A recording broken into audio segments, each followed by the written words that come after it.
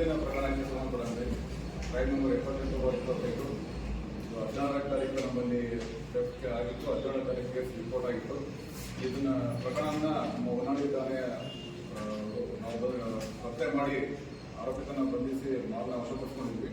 ಈ ಒಂದು ಪತ್ರಿಕಾಗೋಷ್ಠಿ ಮಾಡಬೇಕು, ಇದ್ರ ಬಗ್ಗೆ ಸಾರ್ವಜನಿಕರಿಗೆ ಗೊತ್ತಾಗಬೇಕು ಅಂತ ಹೇಳಿ ನಾವು ನಮ್ಮ ಹೆಚ್ಚಿನ ಚನ್ನಗಿರಿ ಸಬ್ ಡಿವಿಷನ್ ASP ಇರ್ತಕ್ಕಂಥ ಶ್ರೀ ಸ್ಯಾಮ್ ವರ್ಗೀಸ್ IPS ಸಾಹೇಬರನ್ನ ಈ ಒಂದು ಪತ್ರಿಕಾಗೋಷ್ಠಿಗೆ ಕರೆದಿದ್ದೀವಿ.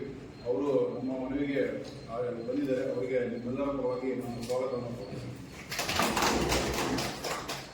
ಅದೇ ರೀತಿ ಈ ಒಂದು ಪ್ರಕರಣ ಪತ್ತೆ ಆಗಲಿಕ್ಕೆ ನಮ್ಮ ಫಿಂಗರ್ ಪ್ರಿಂಟ್ ಯೂನಿಟ್ ಅಧಿಕಾರಿಯಾಗಿರ್ತಕ್ಕಂಥ ಇಸ್ಮಾಯಿಲ್ ಸರ್ ಮತ್ತು ಅವರ ಸಿಬ್ಬಂದಿಯವರು ಹೆಚ್ಚಿನ ಶ್ರಮ ವಹಿಸಿದ್ದಾರೆ.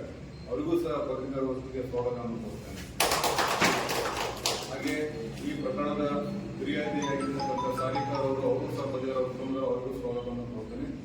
ಹಾಗೆ ನಮ್ಮ ಪೊಲೀಸ್ ಠಾಣೆಯ PSI ಕುಮಾರ್ ಮತ್ತು ಎಲ್ಲ ನಮ್ಮ ಕ್ರೈಮ್ ಸ್ಟಾಫ್ ಮತ್ತು ಫಿಂಗರ್ ಪ್ರಿಂಟ್ ಸ್ಟಾಫ್ ಎಲ್ಲರೂ ಸಹ ಬಂದಿದ್ದೀರಿ. ಎಲ್ಲರಿಗೂ ಸ್ವಾಗತವನ್ನು ಕೊಡ್ತೇನೆ.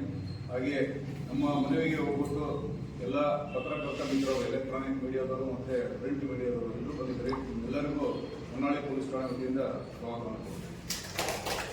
ಪತ್ರಿಕಾಗೋಷ್ಠಿಯನ್ನು ಸರ್ ಮುಂದುವರಿಸಬೇಕಾಗಿ ತಾರೀಕು ಮಧ್ಯಾಹ್ನ 2 ಗಂಟೆ ಮತ್ತು ಸಂಜೆ 6 ಗಂಟೆ ಒಳಗೆ ನಮ್ಮ ಹೊನ್ನಾಳಿ ಟೌನಲ್ಲಿ ಶ್ರೀಮತಿ ಸಾಗರಿಕಾ ಅವರದು ಹಂಚಿನ ಮನೆಯೊಳಗೆ ಪ್ರವೇಶಿಸಿ ಒಂದು ಕಳ್ಳತನ ಆಗುತ್ತೆ.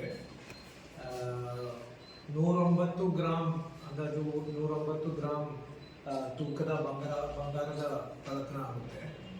ಇದರ ಸಂಬಂಧವಾಗಿ 17ನೇ ತಾರೀಕು ಬೆಳಿಗ್ಗೆ ಈ ಸ್ಟೇಷನಲ್ಲಿ ಒಂದು FIR ದಾಖಲಾಗಿರ್ತದೆ.